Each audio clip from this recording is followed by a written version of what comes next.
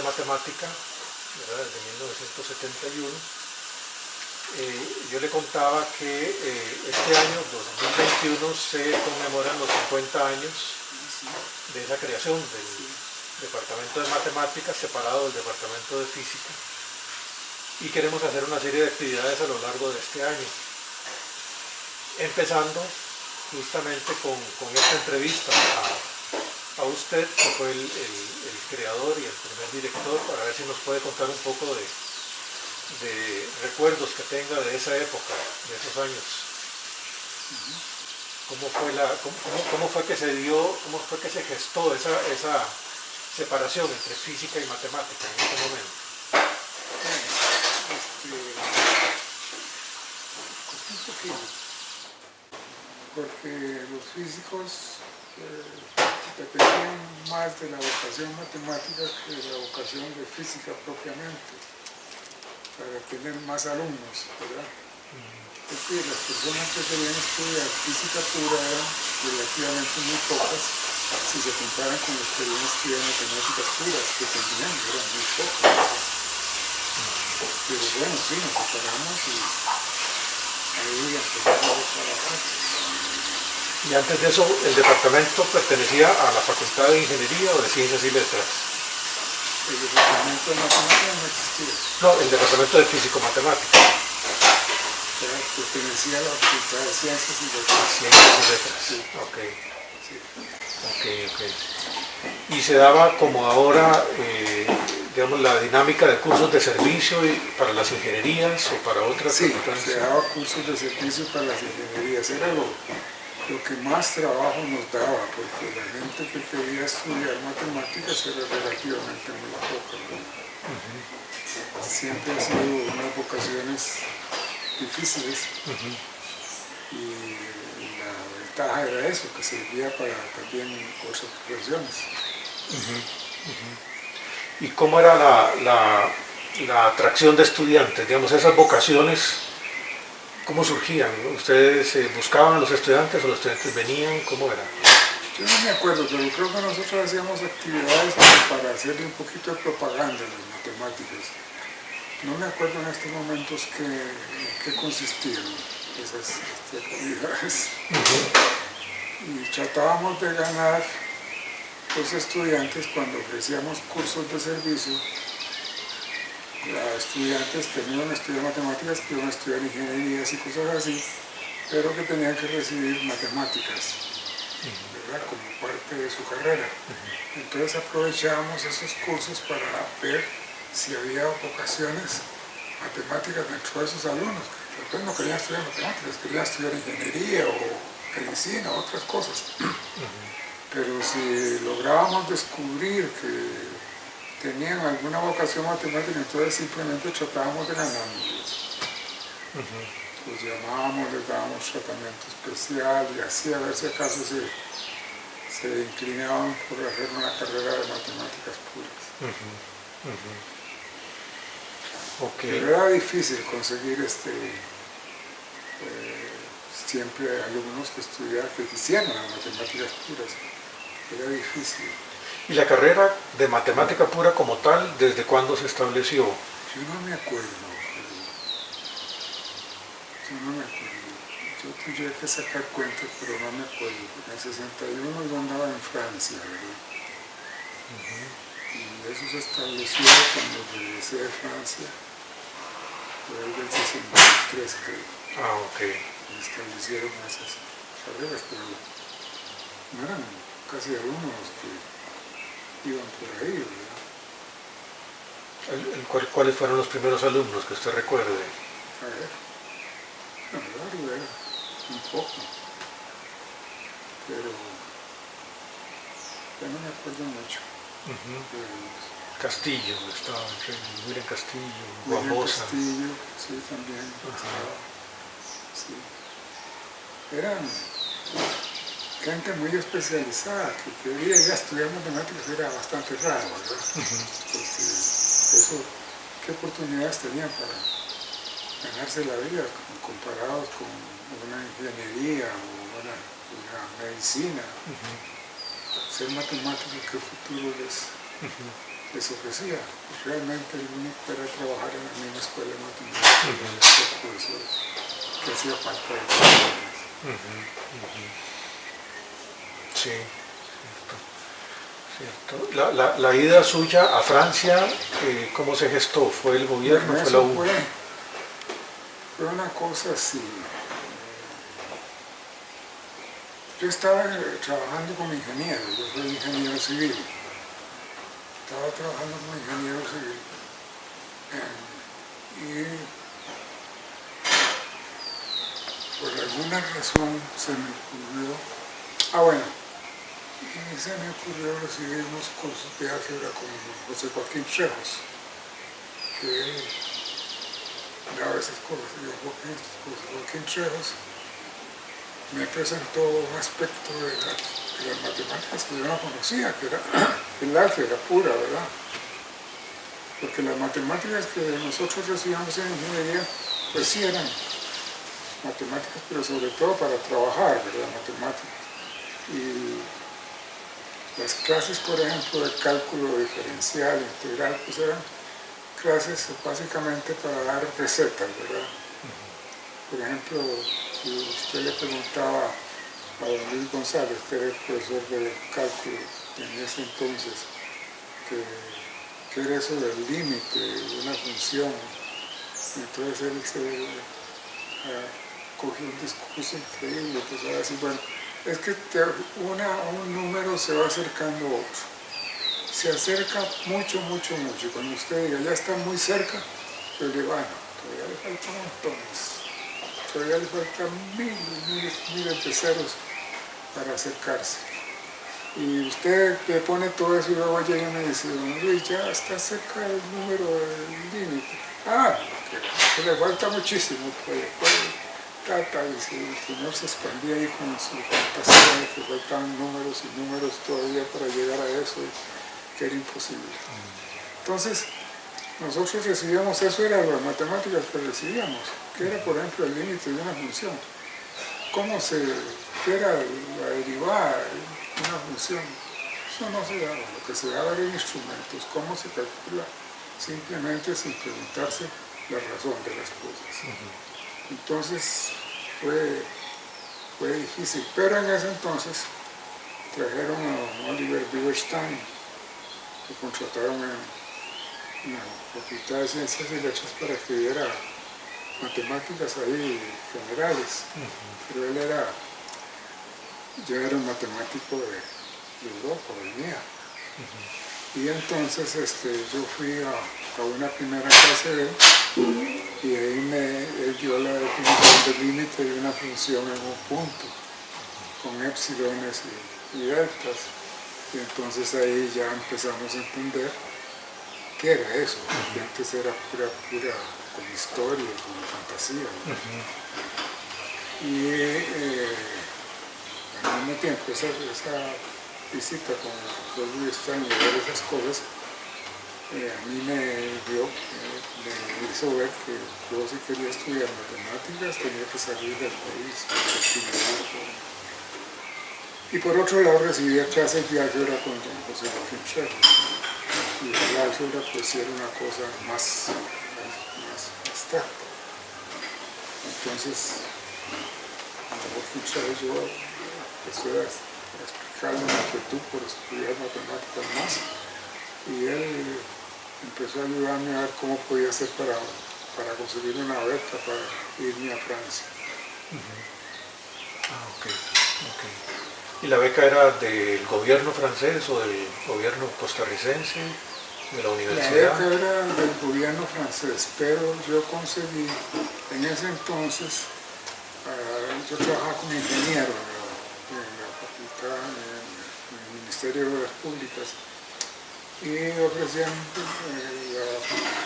la ingeniería, sobre todo el laboratorio de materiales, que donde trabajaba yo, ofrecía posibilidades de que la gente fuera al extranjero a hacer algún curso de matemáticas, de ingeniería o algo así que les servía y les pagaban, y les seguían tramitando el salario como si estuvieran trabajando.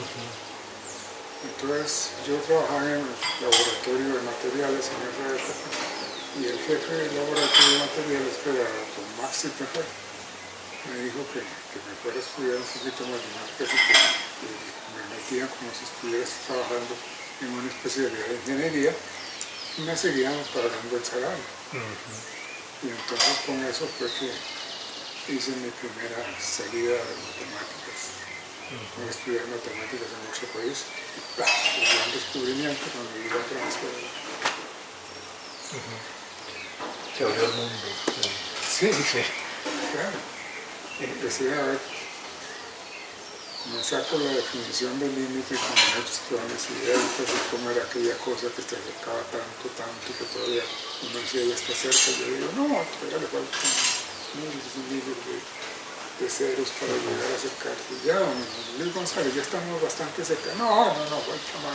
Cuando me dieron la definición del límite de una función con epsilons y deltas, empezamos entonces a trabajar eso, pero él tuvo que ir a Francia. ¿Y en Francia, en París o en dónde? En París. En París, sí. París, sí. Era duro, muy duro. Yo ya era ingeniero civil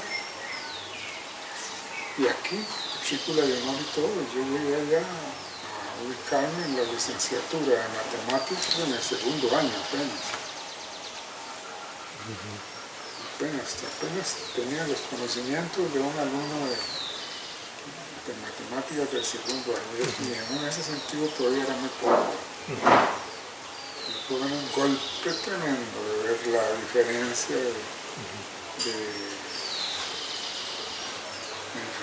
sabiduría de Francia comparada con Costa Rica en ese entonces. ¿Cuánto tiempo estuvo en Francia? Pues relativamente poco, no recuerdo mucho, pero creo que estuve 2 años. Un año, como 2 años. Y digamos, de esa experiencia, ¿qué ideas o qué pensó usted que podía implementarse en la Universidad de Costa Rica de lo que había visto? Eso fue... Ahí empecé a ver que estábamos atrasadísimos en Costa Rica. En el estudio de las matemáticas estábamos pero bien atrasados. Necesitábamos mucho. Y entonces vi que tenía una labor por delante grande, ¿verdad? Y que mi actuación cuando regresara aquí y tratara de trabajar en un departamento de matemáticas consistía un poco en empezar a mandar gente al extranjero también para que estudiara. Y efectivamente fue lo primero que hice cuando llegué aquí, conseguir becas para que también otra gente saliera a estudiar al exterior.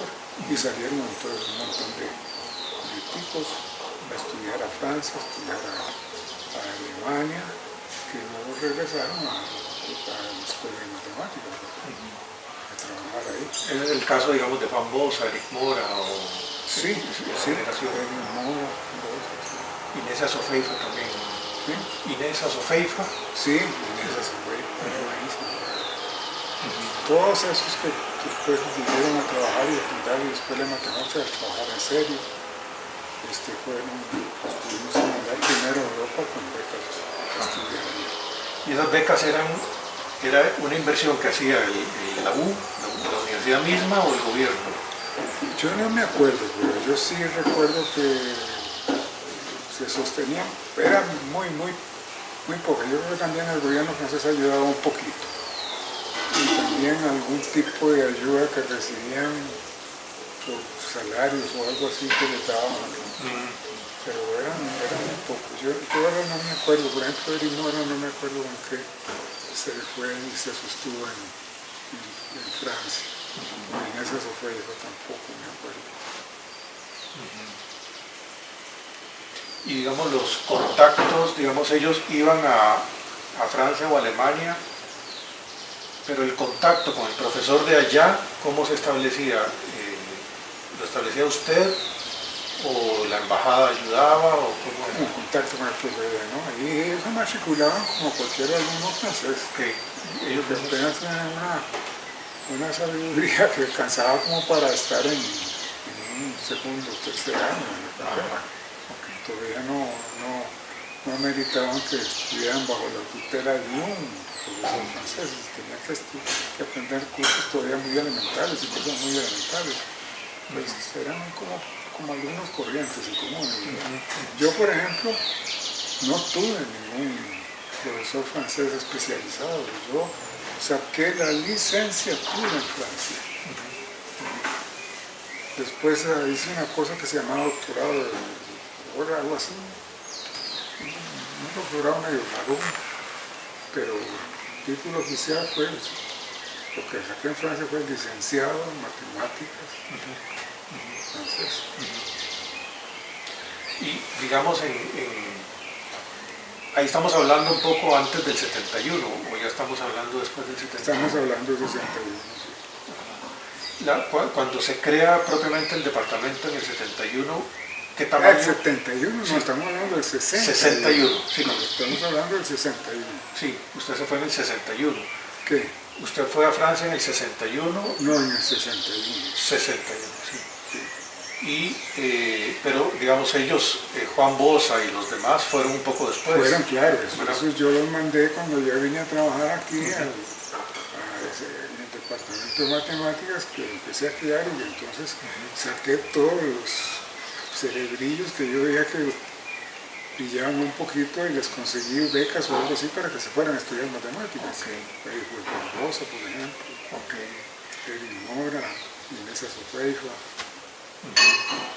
Y los profes, porque yo tengo entendido que cuando en el 71 había mucho profesor que no era matemático, era por ejemplo don Bernardo Alfaro, que entiendo que era de otra carrera. Bueno, pero don Bernardo Alfaro en realidad era farmacéutico. Era farmacéutico. Pero él se interesó por las matemáticas y sobre todo se hizo famoso escribiendo unos libros de álgebra para secundaria, unos textos de matemáticas para secundaria.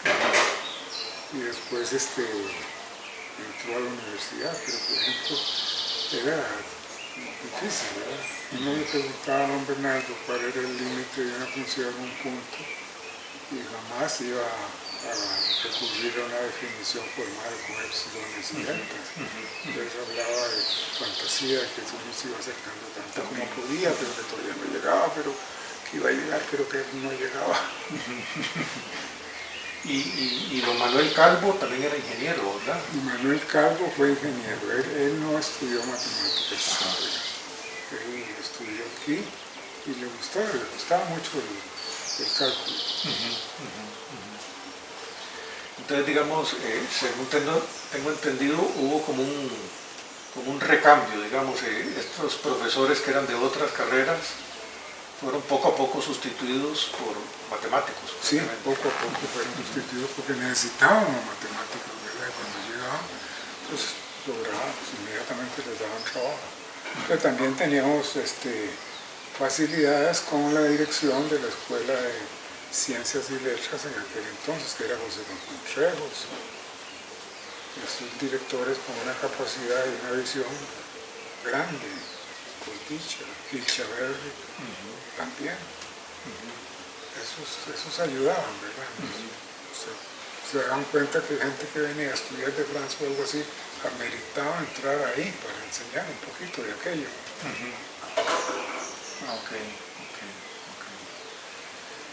Sí, don Gil Chaverri era químico, ¿verdad? ¿Verdad? Gil Chaverri era Gil químico. Chaverri era químico, pero se interesaba por las matemáticas y la física. ¿Y cómo era esa relación en la Facultad de Ciencias? Porque entiendo que también se crea la Facultad de Ciencias en los años 70, ¿verdad? A principios, usted fue el primer decano también. Sí. ¿Cómo era esa relación con física, química, biología, etcétera, geología? Estaban ahí, eran departamentos. No había fricciones, No había fricciones. Okay. Las matemáticas y los físicos sí, un poquito raro, pero siempre los distinguíamos. Gente que fuera a estudiar solo física era muy raro, también era raro los que iban a estudiar solo matemáticas. Entonces se aprovechaba los que estudiaban matemáticas para que completaran con física también, que necesitaban matemáticas para aprender la teoría de la física.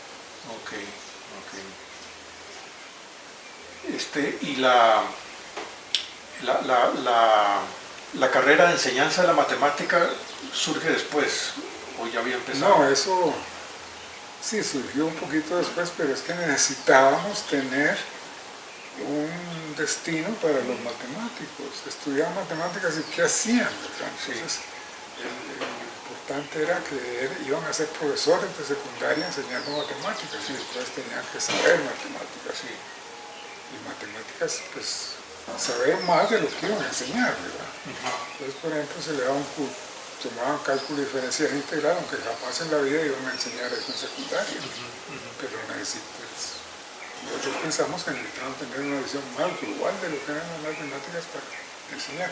Y eso nos ayudaba también a crear vocaciones de matemáticos en secundaria. Gente que veía en esos profesores otra forma de enseñanza y otra visión de las matemáticas y entonces le daban ganas de estudiar matemáticas. En cambio, como se enseñaba antes matemáticas, uno me daba pereza porque no entendía muy bien por qué las cosas, ¿Y la relación con la Facultad de Educación cómo era?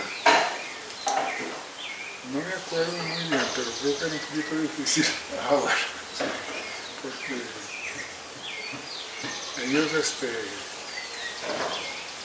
que, bueno, cuando yo fui a Francia yo me di cuenta que a los alumnos había que socarlos duro, porque uno, siendo alumno en Francia, pues le daban duro, ¿verdad? Sobre todo eran terribles, ¿verdad? Me acuerdo de las clases de interrogatorio eran como un suplicio, ¿verdad? Ahí lo pasaban a la pizarra y, a ver, ponga esa ecuación ahí. Sí, ¿cuál ecuación? Póngala. No sé. ¿Cómo no vas a ver qué está haciendo aquí? No sé, ¿qué voy a hacer? Ah, sí, doctor. Aquí no viene con esas carajas. Aprenda a hacer eso o váyase de aquí.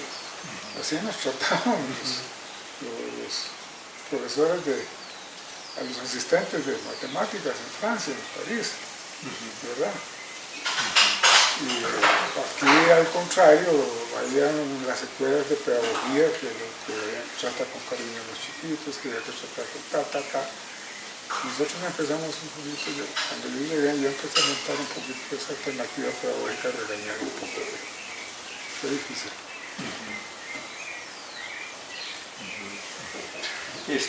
Profesores visitantes, aparte de Bieberstein, ¿qué otros profesores extranjeros dieron así una contribución?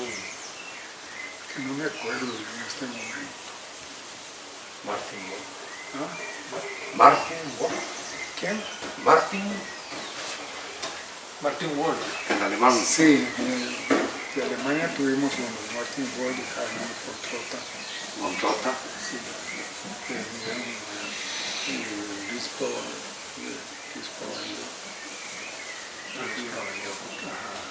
Es que conseguimos una relación con la embajada francesa para que nos ayudara y la embajada alemana también. Nos mandaban gente que podían cambiar el servicio militar de Alemania por un trabajo en el extranjero de ayuda. Y entonces así trajimos también profesores de Alemania y de Francia, y esos tenían como otra idea, ¿verdad? Comenzando por la forma en que trataban a los alumnos, duro, fuerte, ¿verdad? No el pedagogismo amoroso y tembeleque que nos enseñaban que debíamos seguir aquí. Entonces así fue con Trota y Almo. Bieberstein era de Alemania, ¿o de dónde? Bieberstein era francés. Era francés. Sí. Ajá. Sí. Pero Bieberstein vino muy antes. Sí. Claro que él a mí me abrió las puertas porque me dio la definición del límite de una función a un punto. Por primera vez yo quedé asombrado cuando vi que eso se podía establecer perfectamente. Ajá. Entonces me gustaron un poquito lo que enseñaba él. Y él fue el que me dijo, usted tiene que irse a estudiar afuera. Y él hizo todo lo posible para convencerme de que me fuera. Y creo que hasta me ayudó un poquito con la embajada francesa también, para que me dieran posibilidades de estudiar en Francia. Profesores españoles no tuvimos en esa época. Sí, tuvimos, no me acuerdo mucho. No me acuerdo. Creo que tuvimos. ¿Otra cosa? Españoles. No me acuerdo. No recuerdo. Pero los viejos. Que tuvimos fueron fundamentalmente alemanes, que fue Trotta, Ramón von Trotta y franceses, Luis Caballero y otros franceses, que venían por acuerdos de ayuda mutua entre el gobierno. Algunos venían a hacer el servicio militar, ¿te acordás? ¿Qué? El servicio militar. El servicio francés, militar, sí. Lo cambiaron como Daniel Kalinsk. Sí, es cierto. Y otros que llegaron por casualidad, un norteamericano muy bueno, Sí, que fue lo que el viento les trajo, ¿te acordás? sí. Que tuvo un naufragio con su esposa. Sí. Llegó por casualidad aquí a matemáticas y estudió el departamento y le dimos trabajo. No me acuerdo cómo se llamaba. Él se llamaba Victor Sachs. Víctor Sachs. Sí. Víctor Sachs, Sí. un gran matemático. Y Pura fue casualidad. a conocer la escuela de matemática como para enterarse y en agradecimiento porque Costa Rica le salvó la vida. Sí. Y vos eras director. Sí. Y entonces Sí, él preguntó, yo apenas llegaba alguien de matemáticas o algo así. Él preguntó, porque era importante para nosotros. ¿cómo podría yo ayudarlos? Y que entonces, bueno, vos le dijiste, bueno, las clases empiezan la semana entrante. Y él te dijo algo así como, es que yo no hablo español. Y vos le dijiste, no importa, en inglés. Y así empezó una relación. Sí, pero la cosa es que Víctor había tomado un barquito, como un crucero, no, un pequeño barquito con la esposa, creo que en Acapulco. Él estaba de licencia sabática. Y el barquito, como en la historia esta de la isla de Gilligan, ¿verdad? El barquito terminó a la deriva y a los días lo rescataron ahí cerca de Limón, cerca de Punta Arenas. Estuvieron hospitalizados, él y la esposa, deshidratados. Una cosa rarísima como apareció ese profesor en matemáticas, Sí. encontraba la casualidad que llegara por un naufragio. Sí. Y efectivamente, él estaba en licencia sabática, él era profesor de la Universidad de Columbia, Nueva York, y otra universidad asociada a la de Columbia.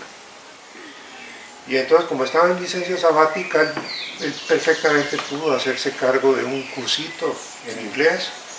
Creo que sus estudiantes eran Osvaldo Acuña, Poltronieri, y no sé quién más, la mujer esta de Inés Azofeifa o algo así. Y de ese cursito surgió la beca para Osvaldo Acuña. Él gestionó llevarse a Osvaldo Acuña y incluso Osvaldo no había ni terminado la carrera de matemática ni nada aquí en la universidad.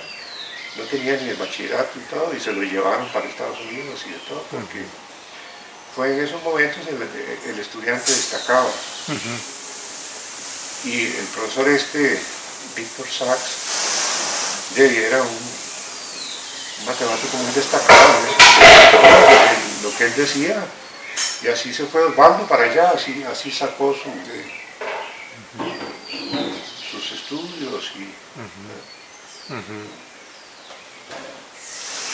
Entonces, Osvaldo estudió en Estados Unidos, ¿verdad? Sí, estudió en Estados Unidos.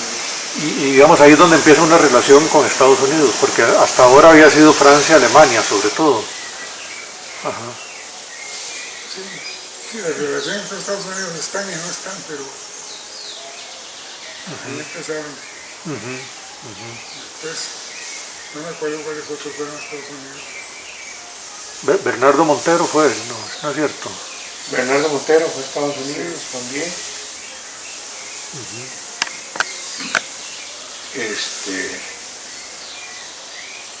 Luego ya se volvió como una práctica, era más sencillo ir a Estados Unidos más cerca y no se requería una beca específica ni del Estado ni de la universidad, porque los ponían a trabajar como profesores, teaching assistantship, ¿verdad? Y con ese trabajillo de asistentes del profesor se ganaban la platita suficiente para subsistir.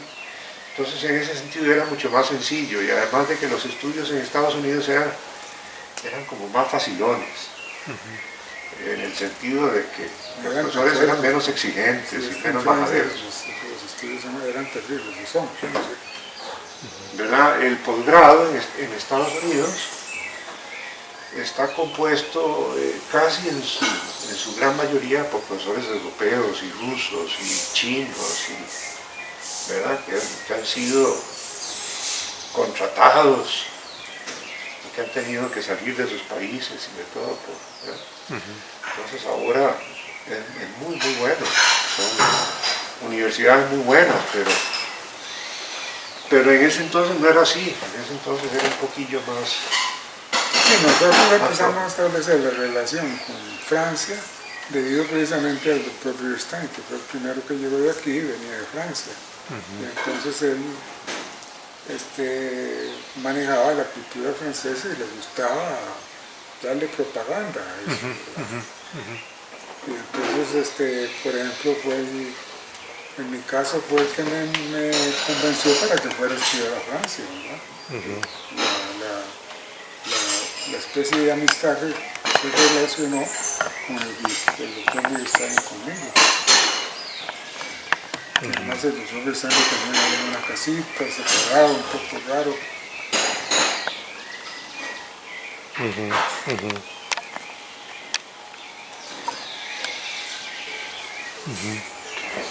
La relación con las autoridades superiores, digamos, rectoría y digamos, sobre todo para asignación de plazas a la escuela de matemática, ¿eso era fácil conseguir las plazas o era muy complicado? No, era fácil. Conseguir las plazas era fácil. Lo que era difícil es conseguir la gente que ocupara esas plazas. Llenarlas. Claro que necesitábamos profesores y profesoras para estudiar, para enseñar matemáticas, porque no era tanta la gente que quería estudiar matemáticas en sí, como matemáticas puras, pero sí las otras carreras tenían cursos de matemáticas que había que ofrecer. Cálculo diferencial integral para ingenieros, para... en fin, y había que darles eso, ¿verdad? Entonces había que tener profesores.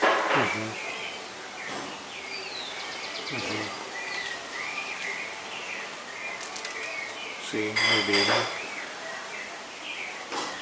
Y no sé si tiene algo más así como de recuerdos de esa época, o alguna anécdota,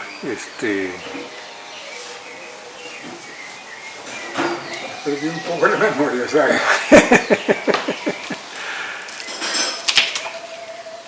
Obviamente no. La creación del departamento o de la escuela de matemáticas tuvo que ver con el cuarto congreso. ¿No te acordás? No me acuerdo. El cuarto congreso universitario. Ni el cuarto congreso universitario. Marcó una... No, ahí es que nos ayudó a hacer la escuela de matemáticas fue don José Joaquín Trejos. Que era también, llegó a ser decano de la Facultad de Ciencias y Letras. Y José Joaquín Trejos había tomado cursos de matemáticas en el extranjero y era especialista en álgebra. Y el problema es que el álgebra no lo ocupaban los ingenieros ni nadie. Una de las profesiones ocupaba el álgebra a ese nivel de cultura, matemáticas, teoría de grupos y todo eso, no.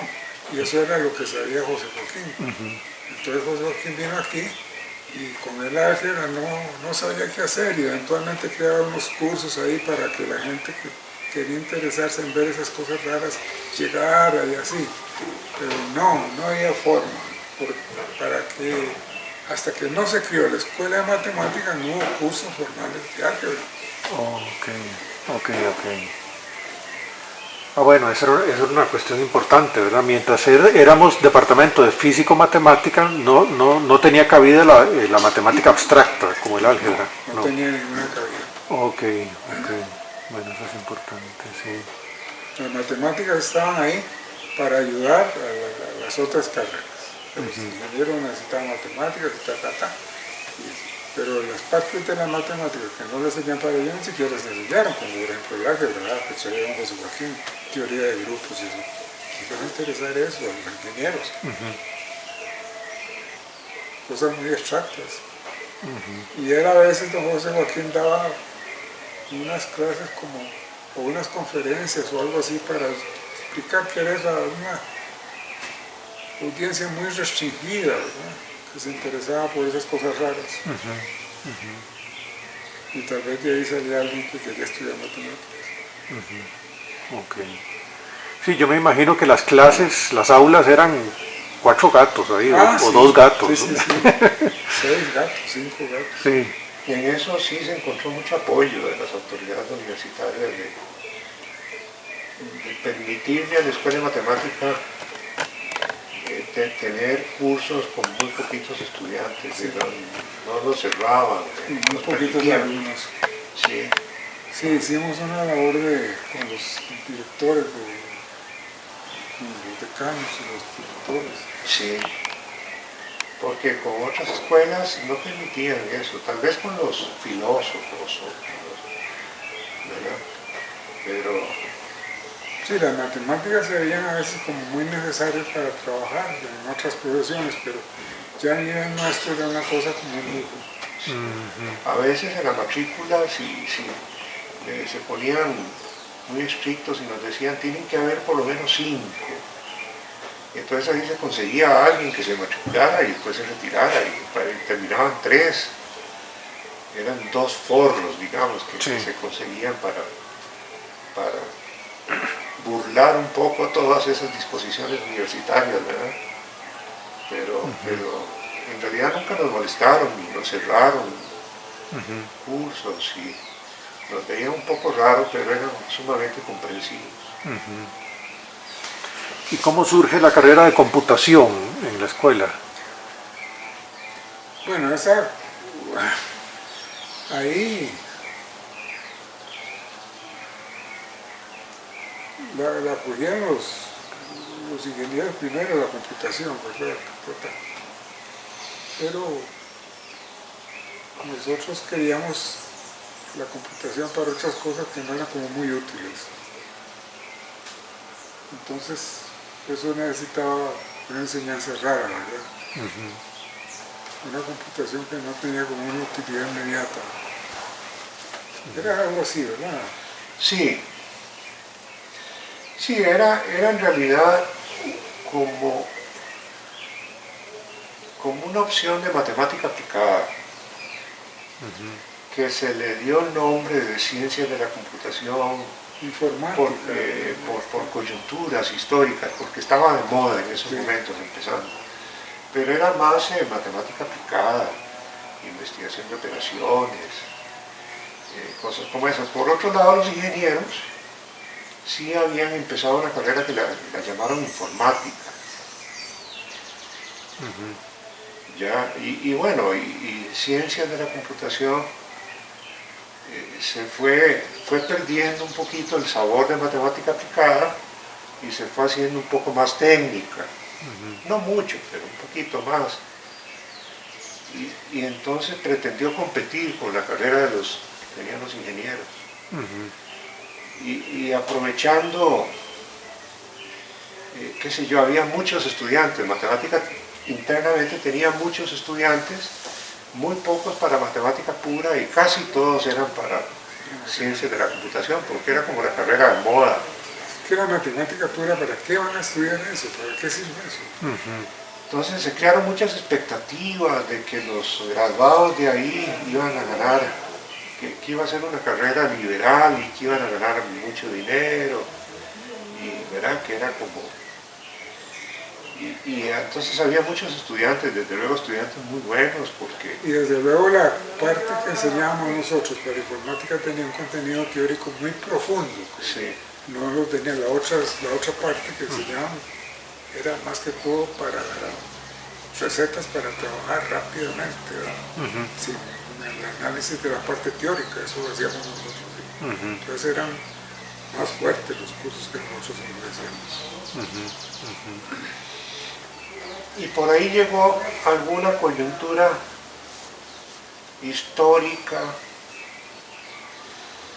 que hizo que de alguna manera se juntaran esas dos carreras. Yo creo que para mal de la carrera de Ciencias de la Computación, que lo más natural era que continuara dentro de la Escuela de Matemática con una visión teórica. Pero bueno, así se dieron las cosas y se separó, y entonces algunos matemáticos, que eran matemáticos de verdad, me refiero, qué sé yo, Raúl Alvarado, y algunos otros más, se pasaron a esta nueva escuela de computación.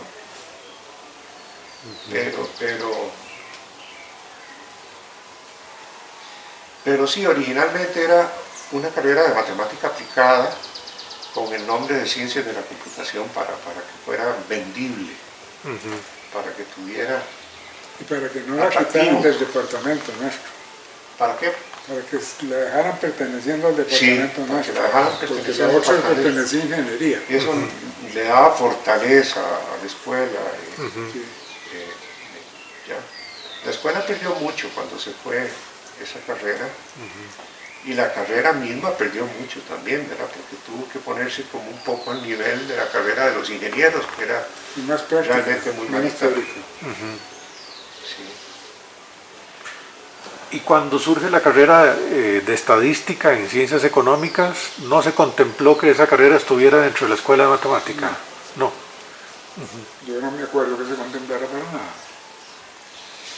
Es curioso eso, porque es una de las pocas carreras de estadística en una universidad del mundo que pertenece a ciencias económicas, ¿verdad? Generalmente las carreras de estadística pertenecen a la escuela de matemática, ¿verdad? Correcto. Es un departamento de la escuela de matemática. Pero nosotros es que tuvimos con la creación de la escuela de matemáticas y sobre todo con la influencia de Bierstein, tuvimos un recelo de darle aplicación práctica a las cosas, que no nos guiara el enseñar para que sirviera de algo práctico, ¿verdad? Nos enseñaba por el gusto de saber, algo así. No, con la definición del límite de una función usted no hace plata, ¿verdad? Sí, tiene que buscar una satisfacción propia en el conocimiento en sí mismo, sin buscar aplicaciones prácticas que lo justifiquen, ¿verdad? Como era antes, usted estudiaba ingeniería, eso le daba plata porque construía edificios, y efectivamente eso es. Pero matemáticas va a estudiar, ¿qué hace con eso?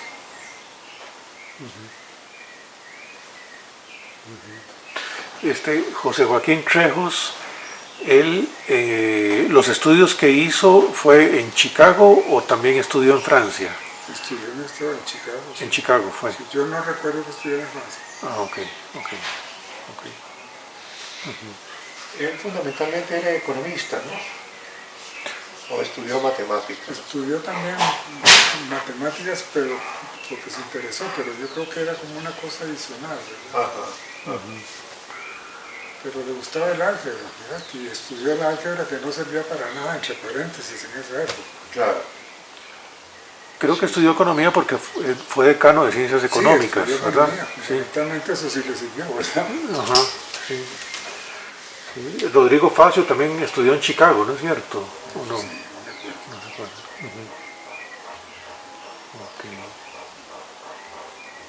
Bien. ¿Hay algún recuerdo de algún estudiante que usted lo hubiera visto como que que pintaba muy bien para matemático y que al final no se decidió por estudiar? se dedicó pues a otra cosa, a ingeniería o a otra cosa. No me acuerdo. Ajá. Yo trataba de comenzar a estudiar matemáticas, por ejemplo, ¿no? Ajá. Pero que decidieran otra cosa más práctica, no. Ya, si pensaba en otra cosa más práctica, y eso significaba que la vocación matemática estaba un poco separada. La matemática es de por sí abstracta, ¿verdad? Encontrarle una aplicación útil, entre paréntesis, es difícil. Es una cuestión más bien de satisfacción intelectual. ¿Qué sabe usted con saber que hay números de un tipo, números de otro? Eso no le sirve en la práctica para nada. Más bien al revés, se daba mucho estudiantes de otras carreras que eran brillantes en matemáticas y que se acercaban a la escuela de matemática para llevar matemática como una segunda carrera, a veces hasta escondido, porque la universidad en cierto momento prohibió eso, que hubiera dos carreras. Yo me acuerdo como 3 o 4 estudiantes de economía que se acercaban a matemática porque decían, es que yo quiero irme a sacar un posgrado en economía, pero el nivel que tenemos aquí en la escuela de economía es muy básico, ¿verdad? Para hacer un posgrado en economía hay que saber matemática, ¿verdad? Los grandes economistas y famosos, los premios Nobel y todos son en realidad matemáticos, ¿verdad? Entonces iban y estudiaban matemática y terminaban incluso. Algunos no terminaban, pero iban ya bien preparados, ¿verdad?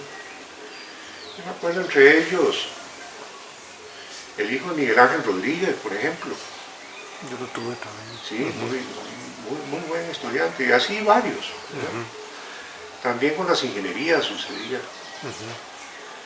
Estaba aquel muchacho Alexander Ramírez, que ahora es matemático, ¿verdad? Y así mucho estudiante de otras áreas que estudiaba matemática como el secreto, porque era incluso hasta prohibido, y nosotros le permitíamos, ni siquiera llevaba cursos, sino que hacía exámenes por suficiencia en ciertos casos, y nosotros éramos muy abiertos para recibir estudiantes de cualquier parte que tuvieran talento matemático. Sí, buscábamos el talento matemático, incluso estuvimos haciendo propaganda a nivel de los colegios. ¿Te acuerdas? Sí. Mandamos gente para que fuera a los colegios a ver si lograba estimular el desarrollo de una vocación matemática. Teníamos que buscar la propaganda, ¿verdad? Sí, sí. Y se conseguían vocaciones, ¿sí? Así. Sí, claro que sí. sí conseguíamos. Pero la vocación que nosotros queríamos era la vocación de gente que realmente... Santiago Cambronero, por ejemplo, fue capturado de una escuelita, de un colegio retirado por allá en Guanacaste, en Punta Islita o no sé qué. Y así hay otros casos también. Sí. Muy bien. ¿Hay algún mensaje que usted le quisiera dar a la generación actual de matemáticos que trabajan en la escuela de matemática y que son los que van a tener a cargo la escuela pues de aquí a los próximos 15, 20, 25 años? Qué difícil, no me encuentro en capacidad de ofrecer un tipo de línea de conducta a ese nivel, ¿verdad? Ajá. Sí. Yo creo que ellos ya por estudiar matemáticas puras, ya son gente diferente, ¿verdad? Ya tienen una apreciación distinta de la realidad. Eso a veces influye en su vida, a veces no.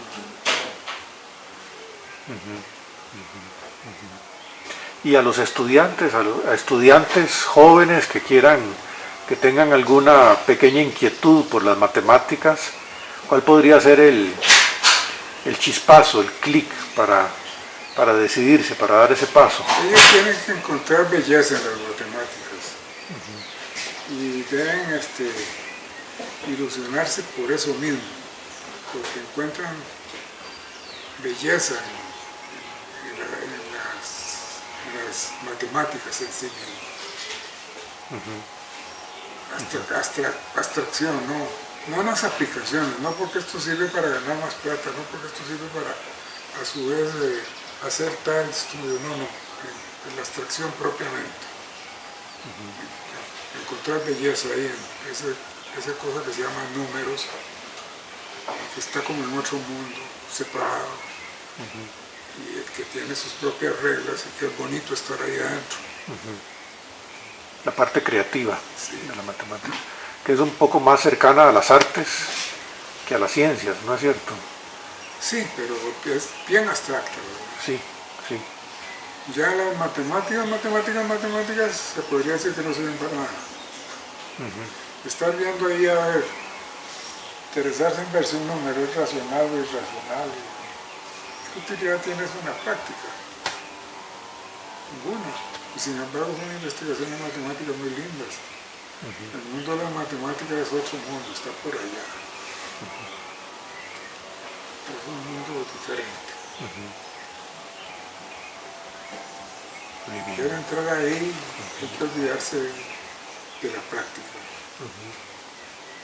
Es más abstracto que la filosofía. ¿Perdón? Más abstracto que la filosofía. Ah, sí, más abstracto. Sí, sí, claro, porque la filosofía es mucho sobre la vida, ¿verdad? La filosofía, sí. Sí, no tiene, digamos, una práctica inmediata, sacar cosas de allá para pasarlas aquí. Ya, yo creo que cuando uno empieza a hacer matemáticas simplemente se va alejando más del mundo real. Llega un momento en que tiene que estar totalmente alejado del mundo real. Salir de las matemáticas para ver qué tengo que hacer de comida hoy es un pasaje tremendo, ¿verdad? De diferencia. Salir de un mundo de abstracción.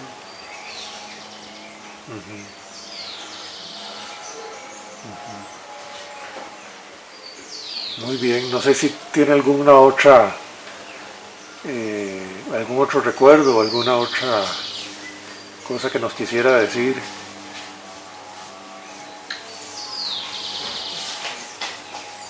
Yo creo que una pregunta muy difícil que no debe presentarse es ¿para qué sirven las matemáticas? Si usted empieza a pensar eso, mejor no estudie matemáticas. ¿Para qué sirven? ¿Que sirven para esto? No, las matemáticas no sirven en principio para ninguna cosa de esas. Sirven para ser felices en el desarrollo de la mente, para ver esa belleza que tiene en sí misma. Pero ya una preguntas de ese tipo ahí no caben.